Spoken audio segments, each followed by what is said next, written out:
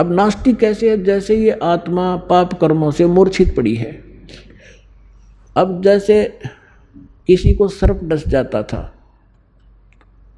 अब उसको एक गारडू होता था, विष उतारने का वो मंत्र सिद्ध कर लेता था। ये आध्यात्मिक जो विज्ञान है ये सबसे उत्तम है।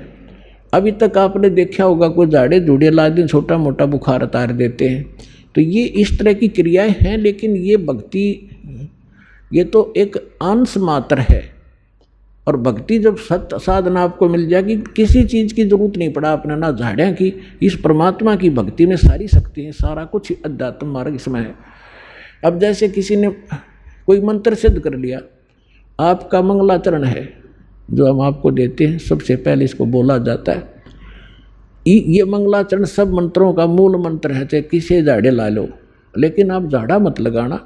इस मंत्र को जाप करने से आपके आसपास कुछ भी नहीं रहेगा, और फिर आपका मंत्र जो दूसरा दे रखा है वो करते रहे। तो कहने का भाव ये है कि इस दास ने इस अध्यात्म मार्ग का बिटर एक्सपीरियंस हुआ। और पहले परमात्मा ने सन 1988 से 1994 तक 6-7 वर्ष इन सभी संतों महंतों महात्माओं की जानकारी दिवाई, के सत्संग सुना, इनकी क्रियाएं देखी। तो सुनने को मिला कि गरीबदास जी संत था, उसने गरीबदास जी के ग्रंथ में एक शब्द है, घट ही अंदर गारड़ू धोखे मर गईया, सार शब्द चीन्या नहीं और कोई भेद ना लैया। ये 5-7 लाइन है, उसने उसको सिद्ध कर लिया 1000 बार 2000 बार पढ़ के। तो उसमें शक्ति आ गई कि सर्प किसे न डस जा, वो ये मंत्र बोल देता, मन मन में बुदबुदा देता, उसका जहर उतर जाता, जीवित हो जाता था। वो उसी से प्रभु पा के गया, संत को आ गया। और हम इस वाणी ने रोज पढ़ना तो या आत्मा के सारे जहर तार देगी।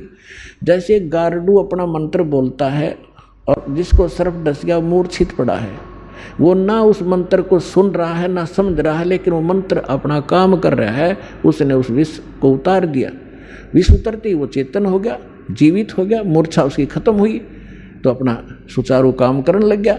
इसी प्रकार आपकी सभी की आत्माएं इस अज्ञानता से और इस पाप कर्मों के विष से अचेत होगी है। जो मूल काम था उसने भूल कर और कुछ कर रहे हैं।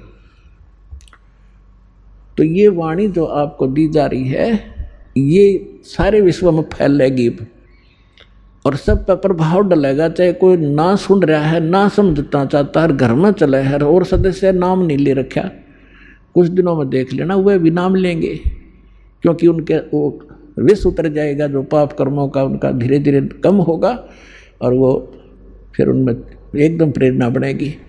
अब जैसे खेत में हमने देखा ये ट्रैक्टर वाले ऊंचे शोर में ऐसी बेहुदी भजन गाने रागनी वो गाते हैं, ट्रैक्टर चलाते हैं, और वहाँ पर भगवान के भक्त अपना कान में लीड ला के और कोई मंत्र सुन रहा होगा या कोई शब्द सुनेगा, ट्रैक्टर चलाते चलाते नित्यनेम कर रहा होगा और सुन रहा होगा, मजदूरी करते करते भी आप ये कर रहे होगे। और ऐसे भक्त का बोया हुआ बीज भी जो भी आम समाज खावेगा उसको भी प्रभाव डालेगा।